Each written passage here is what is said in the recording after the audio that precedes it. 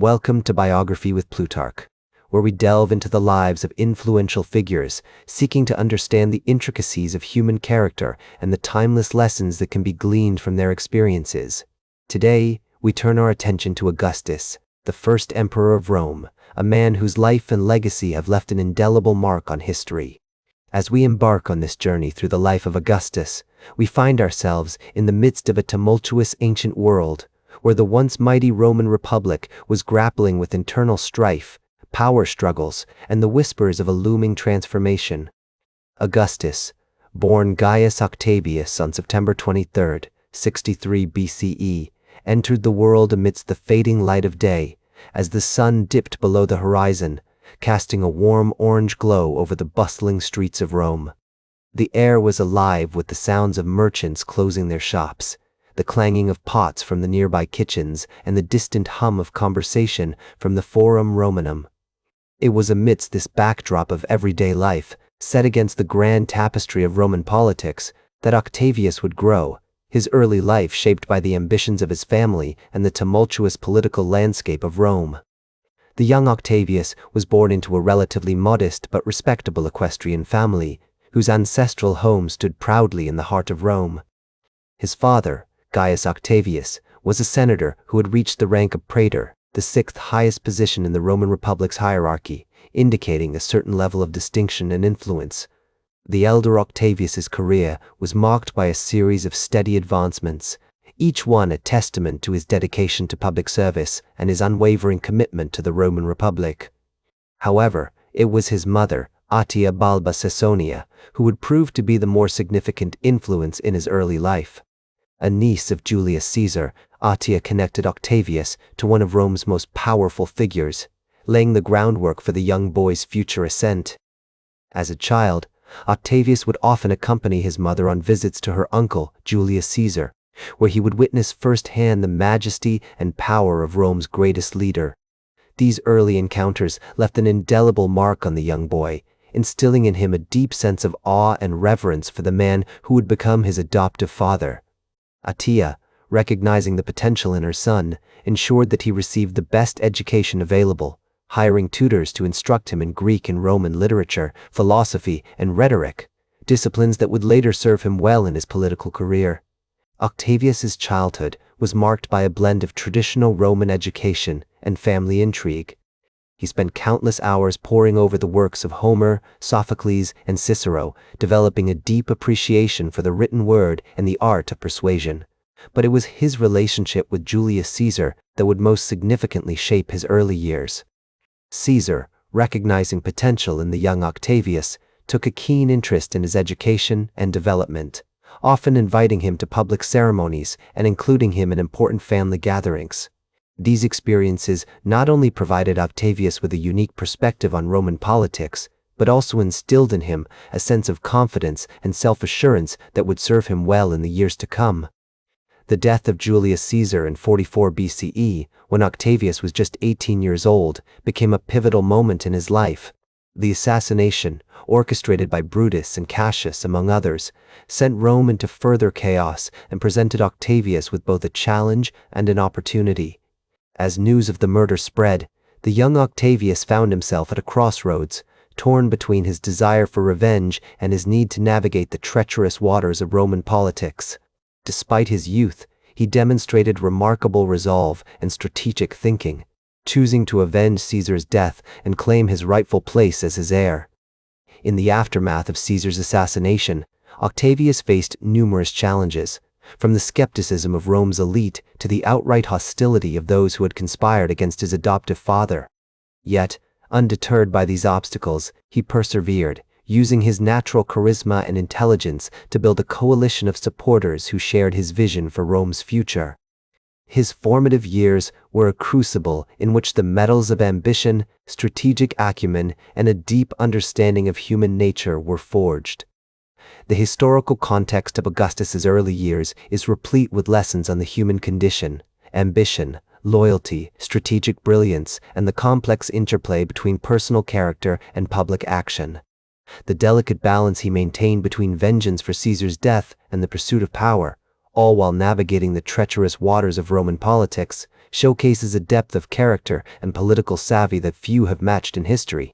One notable example of Augustus's early strategic brilliance was his decision to form an alliance with Mark Antony, one of Caesar's most powerful generals. This unlikely partnership allowed Octavius to leverage Antony's military prowess while also gaining access to the vast network of alliances and loyalties that Caesar had cultivated during his lifetime. As they navigated the complex web of Roman politics together, Octavius and Antony would often engage in heated debates, with the young leader advocating for a more measured approach to governance, while Antony pushed for a more aggressive strategy. The tension between these two opposing views would ultimately come to a head at the Battle of Philippi, where Octavius and Antony faced off against Brutus and Cassius in a decisive clash that would determine the fate of Rome.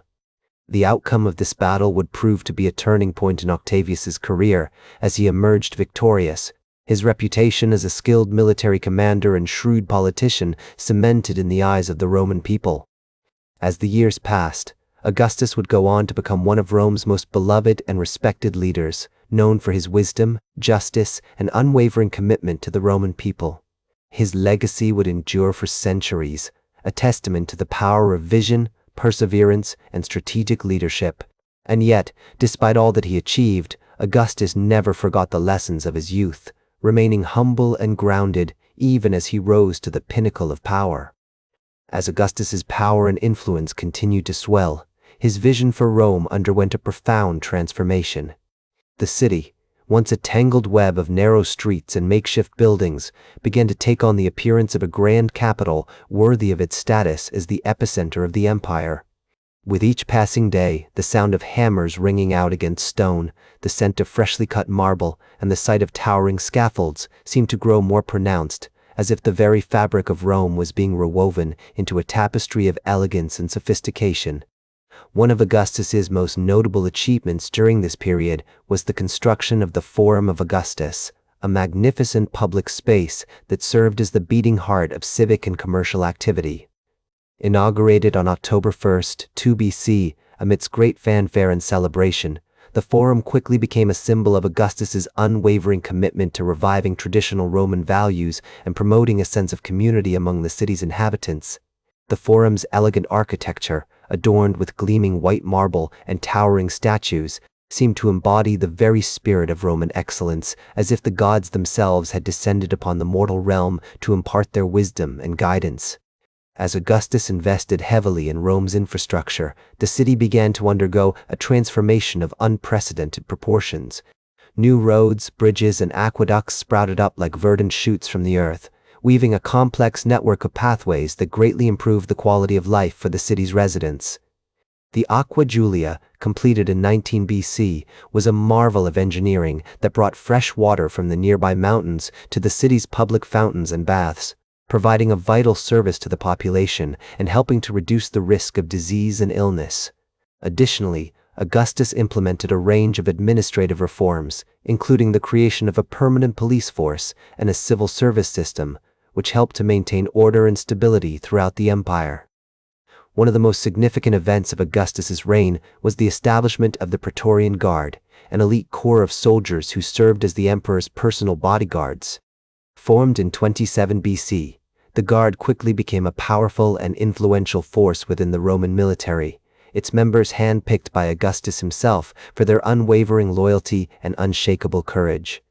As the years passed, the Praetorian Guard would become an indispensable component of the imperial apparatus, its presence felt throughout the empire as a symbol of Augustus's authority and power. Augustus's relationships with his contemporaries were often complex and multifaceted, reflecting the intricate web of alliances and rivalries that characterized Roman politics. He was particularly close to the poet Virgil, who became one of his most trusted advisors and confidants. According to legend, Virgil would often read from his works in progress to Augustus, seeking his feedback and approval in a ritual that had become an integral part of their friendship. As Augustus navigated the treacherous waters of Roman politics, he faced numerous challenges and setbacks. One of his most notable adversaries was the Germanic chieftain Arminius, who led a successful rebellion against Roman rule in 9 AD. The defeat of the Roman legions at Teutoburg Forest was a devastating blow to Augustus's prestige and authority, marking a significant turning point in his reign and forcing him to reevaluate his military strategy and territorial ambitions.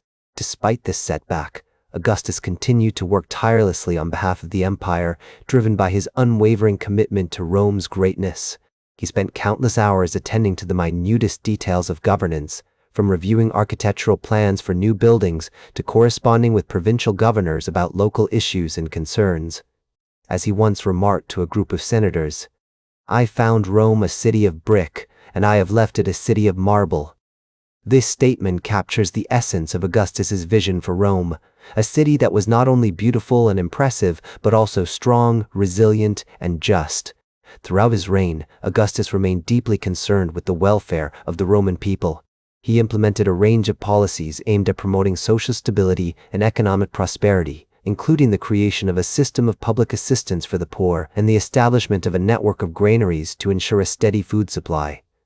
These initiatives helped to reduce poverty and inequality, fostering a sense of unity and shared purpose among the population.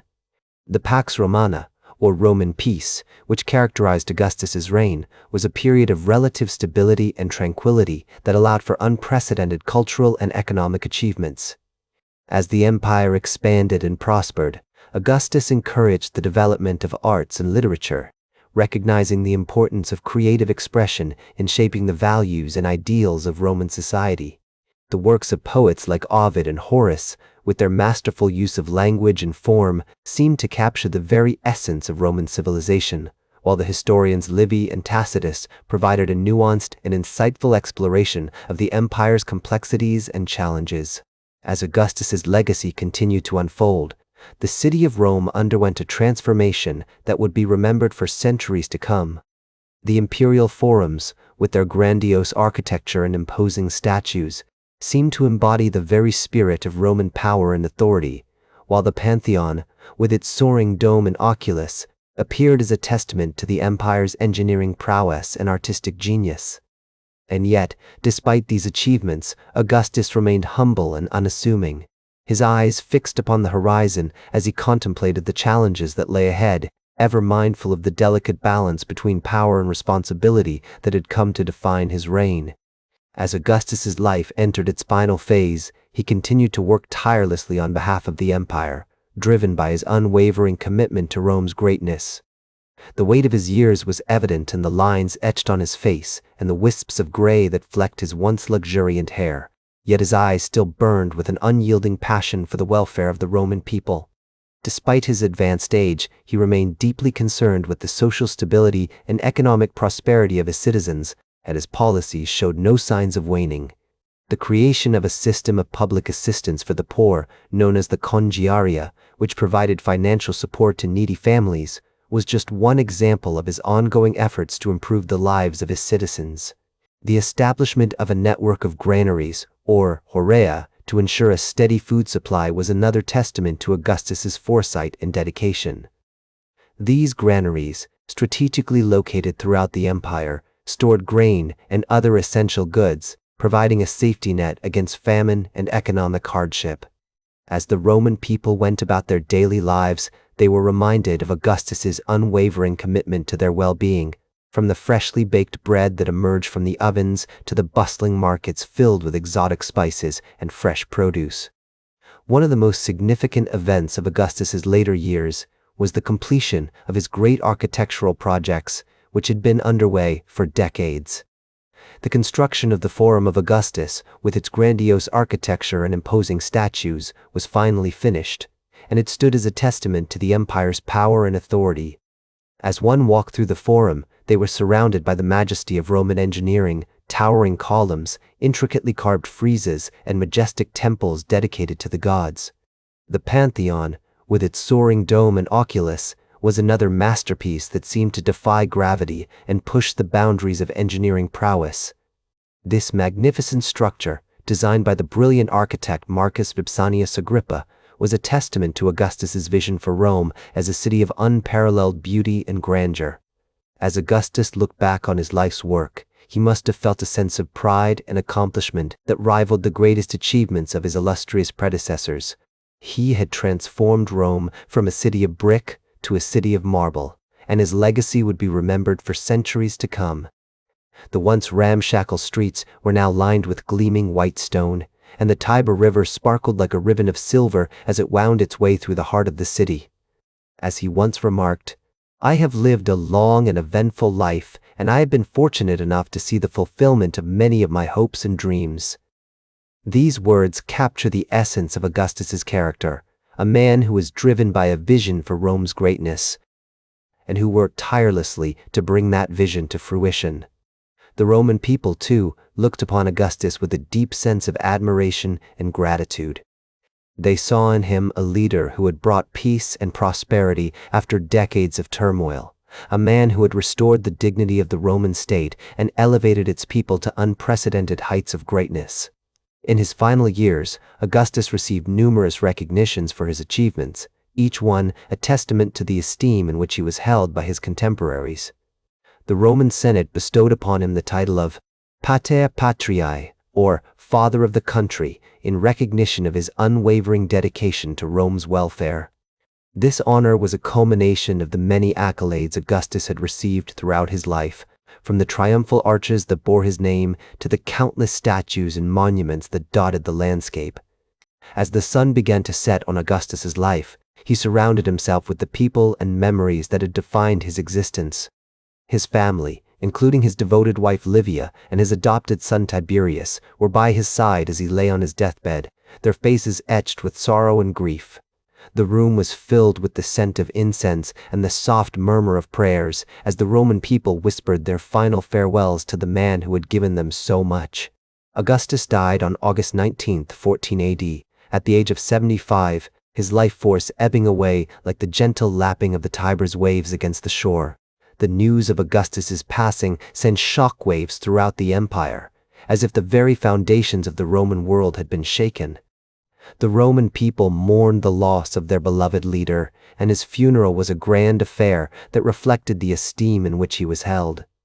The procession wound its way through the streets of Rome, accompanied by the sound of mournful trumpets and the soft rustle of black-draped banners.